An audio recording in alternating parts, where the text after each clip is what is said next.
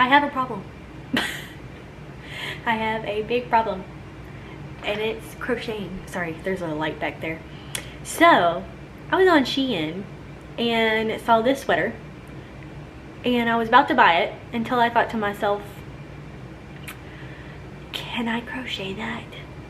And the answer was definitely yes. It's so easy to crochet a sweater. I looked up different patterns and kind of get an idea of what I wanted, and it was super easy, and I don't know why I haven't done a sweater. I've done a cardigan, and I did that because I saw the Harry Styles cardigan, or Harry Styles wearing his cardigan, and hold on, my back's hurting. I saw Harry Styles cardigan and I was like, well, I can make that. It was just a bunch of squares and, you know, things that I just had to sew together, and I have a pretty good idea of how to sew, and especially like sewing pants and stuff. So I was like, I want to crochet his cardigan, and I did it, and there's the videos right here, or down below if y'all want to see that one. And then I saw the Shein sweater and I was like, that's pretty much the same. I just wondered how you would do the rows and stuff, and it was super easy. I'll also link down below the video, but I have pretty much somewhat the same colors as the Shein sweater, and I saw these two are going to be different colors, but I guess it'll be fine because if somebody's looking that hard at my sweater, like, they need to go away. But I thought it'd be a cute fall sweater, and I'm just gonna do these as like smaller rows, and then I'm gonna do 2 rows of the red and then 3 rows of the black, because that's how I want it to look, and I feel like it's gonna look really cool. So yeah, stay tuned for the end of this video to see what it looks like at the end, or I'm probably gonna put it at, no, I'm gonna blur it out on the thumbnail. So, but we are gonna do this, and I bought this one skein, and it's a huge skein. Anyways, let's get started. Alright, so if you're here for a tutorial, this is not the place. I do not really know how to explain what I'm doing, but I obviously have to start off by making these balls of yarn, and it actually took forever in itself. I think I spent this whole night just balling up the yarn over and over and over again.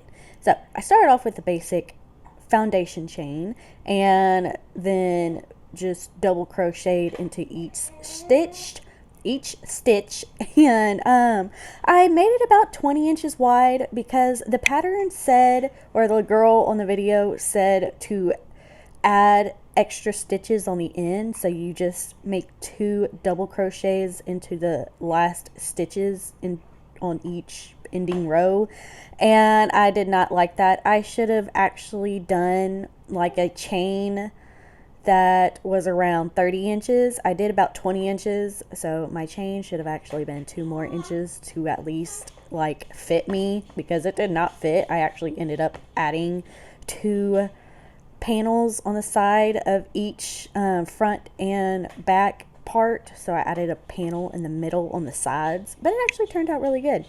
So I just did my rows. The rows, you can do like 1 row of tan, 1 row of red, 3 rows of black, which I think I ended up doing. I was trying to do like 2 rows of red, but I ended up just winging it. I made some rows different than the others. I did not fully make each row the same, so I think the first row was like 1 row of tan, 2 row of red, 3 row of black, and I ended up making more rows of black and less rows of red and the same rows of tan. And I think the sweater actually looks a lot better when you make the rows different and not all the same. Sorry, Ellie's in the background. She is eating, and when I get to talking, she thinks she has to talk with me. But I crocheted day and night. Let me tell you, it took so long to do this, and it was only like a few days, maybe like a week, maybe a week and a half of doing this, but I pretty much spent all night making this one specific sweater. As you can see, this is a different day. Some of the things I did not end up filming because I was just trying to get it done. But I did film enough to where I can at least explain what I did. But the front, like I said, it was, you had to add 2 double crochets at the end of each row, and I did not like that. What you should really do is just find where the biggest part of your body is, like your shoulder to shoulder pretty much, or chest area, and just make a square piece for that. And I did make this a crop top, so I should have just done one big square piece, but I did want to save as much yarn as I could and have it tapered. But again, easiest way, just make all your pieces square, even the arms, make it just one big rectangle. Don't try to taper it or anything like that. The pattern or the girl says to do it, but I just full on. Sweaters look better when they're just blocked out, if that makes any sense. So again, make the top, the front, and the back just one big square.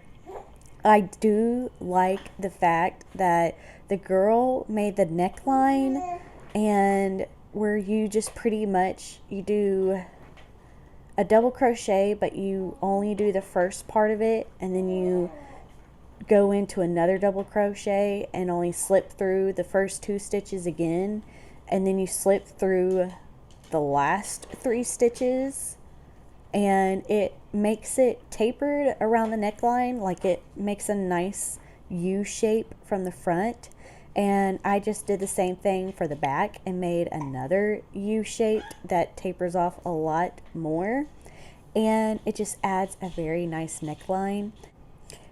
I also did what she did. I think she did a single crochet, but I kept it all double crochet. But for the neckline, to make a ribbing look, I did double crochets but worked into the back stitch only, and I did like a chain. I did 8 chains, worked into the second chain, and did double crochet for like 6 stitches, and then worked through the back chain after that, and it worked out pretty good. I just wanted to keep all the stitches just double crochet.